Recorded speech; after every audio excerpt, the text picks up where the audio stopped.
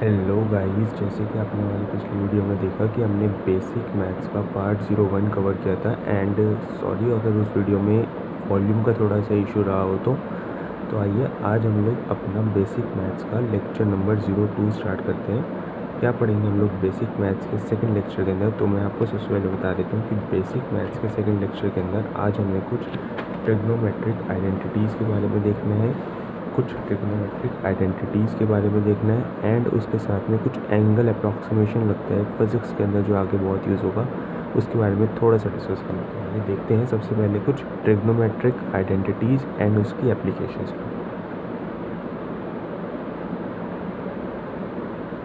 Trigonometric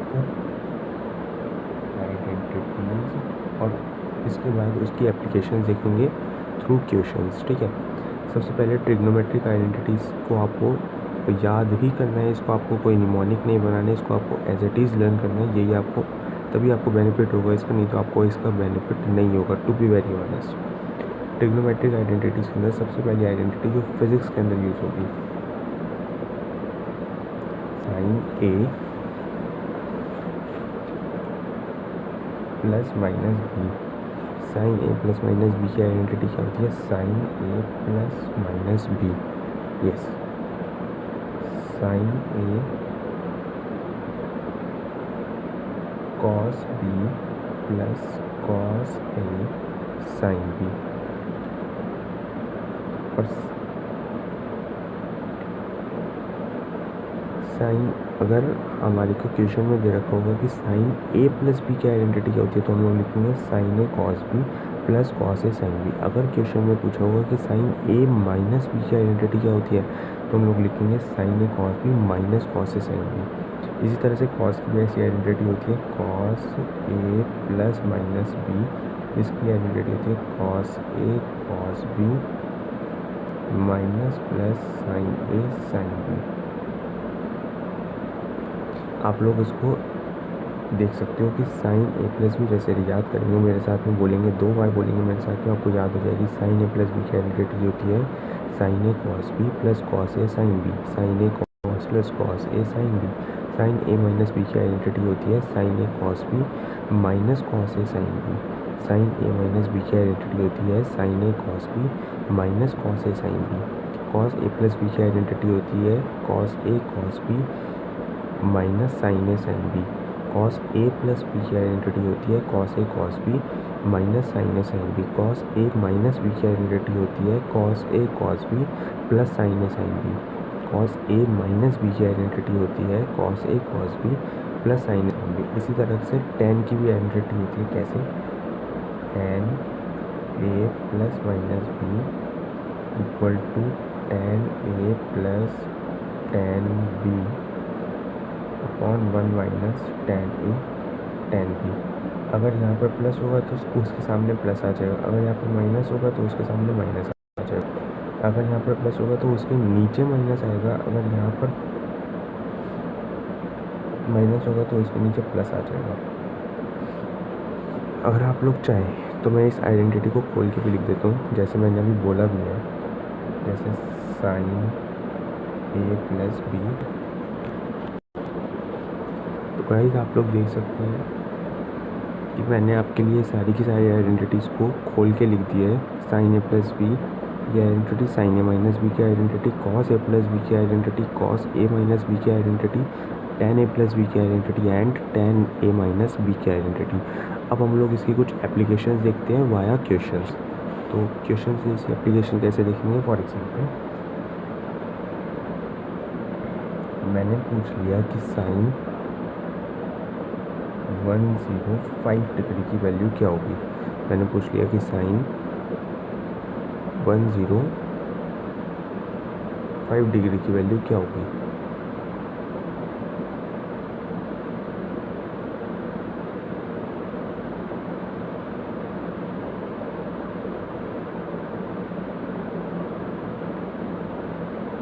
हाँ, sign 105 degree की value क्या होगी? अगर मैंने ये इसको आपको ऐसे पूछ लिया तो आप लोग इसे कैसे कैलकुलेट कर सकते हैं? आप लोग इसे कैलकुलेट कर सकते हैं साइन 105 डिग्री को सबसे पहले आपको क्या करना है, स्प्लिट करना है। अगर मैं इसको स्प्लिट करता हूँ तो मेरे को कुछ ऐसे एंगल चाहिए जिसकी मेरे को साइन के अंदर वैल्यू मालूम हो, शुरुआत से मेरे को साइन के अंदर उसकी वैल्यू पता हो, मेरे को कुछ ऐसे एंगल चाहिए, ठीक है। तो 105 को मैं स्प्लिट करूँगा किसके अंदर, 60 + 45, 60 + 45, 105, 60, 70, 80, 90, 105, ठीक है। तो इसको मैं लिख दूँगा ऐसे, साइन 60 + 45 डिग्री। अब आपको ये देखना है कि साइन की इन दोनों आइडेंटिटीज़ में से कौन सी आइडेंटिटी बनी। तो आप लोग इसको देख सकते हो कि ये पहली वाली आइडेंटिटी बनी, ये पहली वाली आइडेंटिटी बनी ना। तो इसको आप लोग ऐसे लिखोगे, साइन A + B का क्या हो जाएगा, sign A cos B + cos A sin B, ठीक है। तो साइन 60 डिग्री की वैल्यू मैंने आपको याद करी थी ना, 1/2, साइन 30 की वैल्यू 1/√2, साइन 45 की वैल्यू √3/2, साइन 60 की वैल्यू। तो √3/2 कॉस के क्या बताया था, कॉस 0 डिग्री की वैल्यू 1, कॉस 30 डिग्री की वैल्यू √3/2, कॉस 45 डिग्री की वैल्यू 1/√2, प्लस कॉस 60 की वैल्यू क्या हो जाएगी, 1/2, साइन 45 1/√2। तो यहाँ से आप लोगों ने देख लिया √3 + 1/√2 आ जाएगा। इसको हम लोग एलसीएम ले लेंगे और यह आ जाएगी आपके पास में साइन 105 डिग्री की वैल्यू, साइन 105 डिग्री की वैल्यू। एक और क्वेश्चन देखते हैं। अगर मैंने पूछ लिया कि मेरे को आप लोग बताओ कॉस 120 डिग्री की वैल्यू, तो उसमें पहले आप 120 को ऐसे स्प्लिट करोगे जिसमें मेरे को दोनों की वैल्यू क्या हो, जिसमें मेरे को दोनों एंगल्स की वैल्यू पता हो।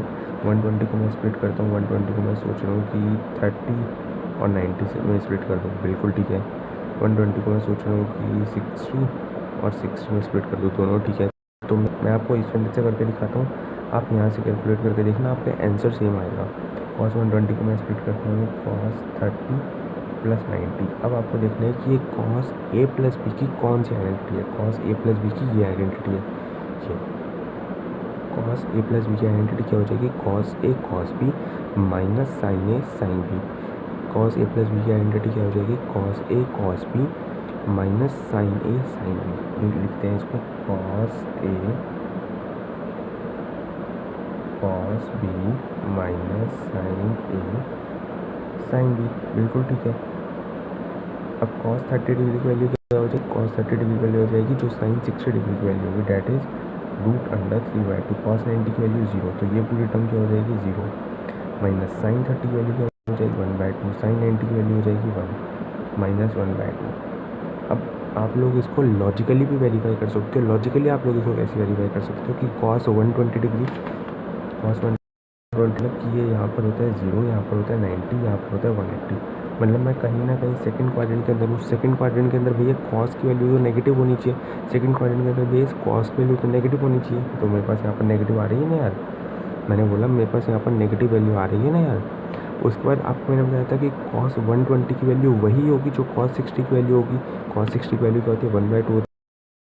मेरे पास यहाँ पर 1/2 मैग्नीट्यूड के अंदर आ रहा है ना यार। तो इसका मतलब ये हुआ कि यहाँ पर आप लोग इसको लॉजिकली भी वेरीफाई कर सकते हो।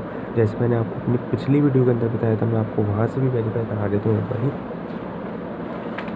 ये देखिए, इसके अंदर आप लोग देख सकते हैं कि cos 2π/3 मतलब cos 120 डिग्री की वैल्यू क्या है, ये -1/2 आ रही है ना यार। ये cos 120 की वैल्यू आ रही है। तो आप लोगों ने यहाँ से भी वेरीफाई इसको कर लिया।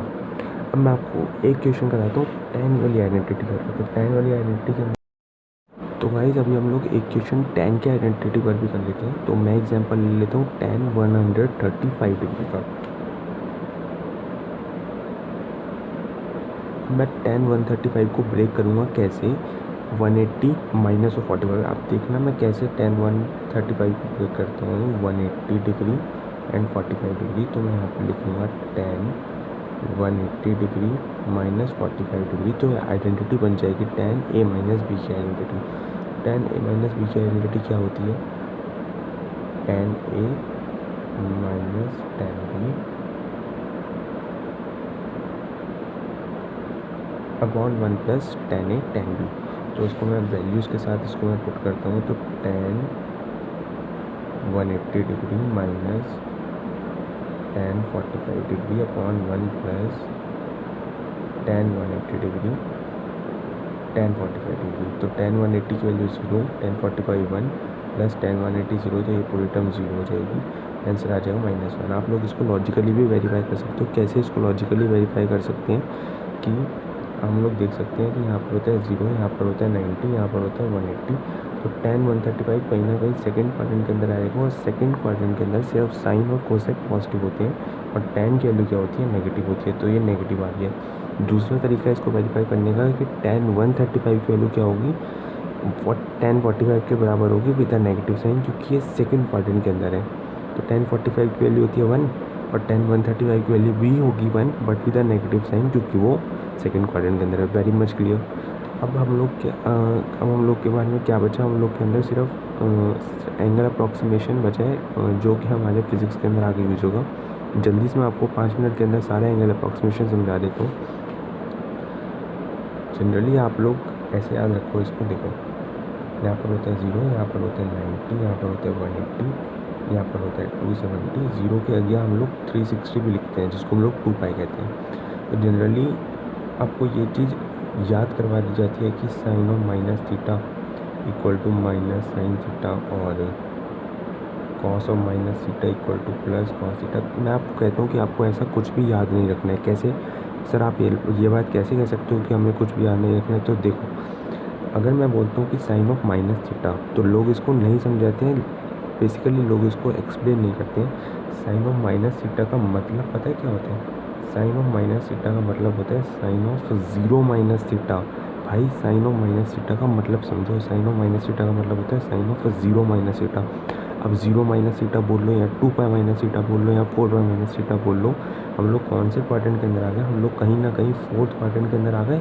और फोर्थ क्वाड्रेंट के अंदर मैंने आपको क्या बताया था कि 0 हो या फिर 180 डिग्री हो, रेशियो चेंज नहीं होती है। रेशियो चेंज नहीं होती है। कहाँ पर रेशियो चेंज नहीं होती है? 0 और 180 पर रेशियो चेंज नहीं होती है। और 90 हो या 270 हो, रेशियो क्या करती है? चेंज करती है। अब आप 0 माइनस थीटा मतलब आप पहली बात आप फोर्थ क्वाड्रेंट के अंदर हो, जहाँ पर सिर्फ कॉस पॉजिटिव होता है, साइन क्या हो जाएगा? नेगेटिव। यहाँ पर मैंने लगा दिया नेगेटिव का साइन। अब आपको देखना है कि रेशियो चेंज होगी या नहीं होगी यहाँ पर, और यहाँ पर रेशियो चेंज नहीं होगी, तो सीधा साइन का क्या आ जाएगा? साइन। ये इसका असल लॉजिक है कि ये जो आपको रटवा दिया जाता है ना कि साइन ऑफ माइनस थीटा ये हो जाएगा कॉस ऑफ माइनस, ये इसका असल लॉजिक है। अब आप सोच रहे होगे कि सर ये कैसे आ गया, तो उसको भी आप लोग ऐसे लिखो, cos of 0 minus theta. Cos of 0 minus theta मतलब कि मैं कौन से क्वाड्रेंट में हूँ? फोर्थ क्वाड्रेंट के अंदर हूँ। फोर्थ क्वाड्रेंट के अंदर कैसे ट्रिक बताई थी? After school to college. ऐसा नहीं है, आपको मेरा सिर्फ, आप लोग अगर ये लेक्चर देख रहे हो, आपको पिछले लेक्चर की मैं चीज़ें लिंक करूँगा तो आपको समझ में नहीं आएंगी, आपको कन्फ्यूजन होगी। आपको सारे लेक्चर सीरियल वाइज देखने हैं। After school to college, after school to college का मतलब कि हम लोग फोर्थ क्वाड्रेंट के अंदर आ गए। फोर्थ क्वाड्रेंट के अंदर कॉस और सेक पॉजिटिव होता है, तो यहाँ पर क्या आ जाएगा? और रेशियो तो चेंज होगी नहीं, क्योंकि मैं 0 और 180 या 360 पर हूँ, तो रेशियो चेंज नहीं होगी। तो यहाँ पर सिंपल प्लस कॉस थीटा आ जाएगा। अब आपको समझ में आए कि कैसे हम लोग ऐसे लिख देते थे? आपको समझ में आनी चाहिए। एक और चीज़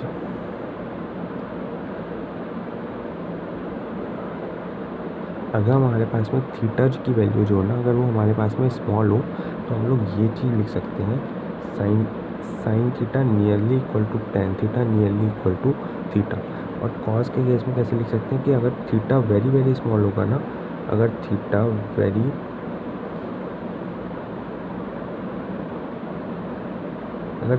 वेरी स्मॉल होगा ना, तो cos theta nearly equal to 1 हो जाता है। और अगर थीटा वेरी वेरी स्मॉल होगा तो sine theta nearly equal to tan theta nearly equal to theta होने लगता है। इसका एक बहुत ही खूबसूरत एग्जांपल है कि क्वेश्चन में दिया होता है कि साइन 2 डिग्री की वैल्यू क्या होगी। बच्चे पता है क्या बोलते हैं? बच्चे बोलते हैं कि सर साइन 2 डिग्री की वैल्यू होगी 2। क्यों? क्योंकि सर आपने बताया था कि sine theta nearly equal to theta होता है जब थीटा बहुत स्मॉल हो। यहाँ पर थीटा की वैल्यू देखो बहुत स्मॉल है, थीटा की वैल्यू 2 डिग्री के आसपास है, तो साइन 2 डिग्री की वैल्यू जो होगी वो 2 होगी। बट ऐसा नहीं होता है। साइन 2 डिग्री की वैल्यू को निकालने का एक तरीका होता है। साइन 2 डिग्री की वैल्यू को हम लोग 2 क्रॉस पाई बाय 180, तो यहाँ से आएगा ये पाई बाय 90। तो साइन 2 डिग्री की जो वैल्यू होती है ना, वो होती है पाई बाय 90 के बराबर। अब मैं आपको बताऊँ कि ये जो 2 आता है ये कैसे आता है? ये यहाँ से आएगा। देखो पाई की वैल्यू किसके बराबर होती है? पाई की वैल्यू होती है 180, 90, यहाँ से आता है ये 2। बट इसको रिप्रेजेंट हम लोग ऐसे ही करते हैं। अगर आपने सिंपल साइन 2 डिग्री को 2 लिख दिया तो ये गलत हो जाएगा भाई। साइन 2 डिग्री को आप लोग पाई बाय 90 लिखोगे। जैसे हो गया साइन 3 डिग्री हो गया, इसका आंसर 3 नहीं होगा। साइन 3 डिग्री को आप लोग ऐसे लिखोगे, sine 3 degree 3 into pi by 180, तो ये आ जाएगा पाई बाई 60। ये इसकी सही रिप्रेजेंटेशन है, ये इसका सही आंसर होगा। Pi by 60 is the exact value of sine 3 degree. ठीक है, तो गाइज इस वीडियो में इतना ही। आज की वीडियो हम लोगों ने ट्रिग्नोमेट्रिक आइडेंटिटीज़ पर थी बेसिकली। उसके बाद मैंने आपको 2-5 मिनट के अंदर कुछ ये एंगल अप्रॉक्सीमेशन बताई कि स्मॉल एंगल के लिए क्या होगा। Sine theta nearly equal to tan theta nearly equal to theta हो जाएगा, और cos theta nearly equal to 1 हो जाता है अगर हमारे पास में एंगल वेरी वेरी स्मॉल होगा तो। और यहाँ पर हमारी ट्रिग्नोमेट्री का जो बेसिक वाला पोर्शन था, जो आगे फिजिक्स के अंदर बहुत ज़्यादा यूज होगा, वो ख़त्म हो चुका है। और thanks for watching this video. और अगर आप लोग ने पहली वाली पार्ट नहीं देखा तो आपको वो पार्ट ज़रूर देखना चाहिए, क्योंकि उस लेक्चर से मैंने लिंक करके पढ़ाया इस लेक्चर को।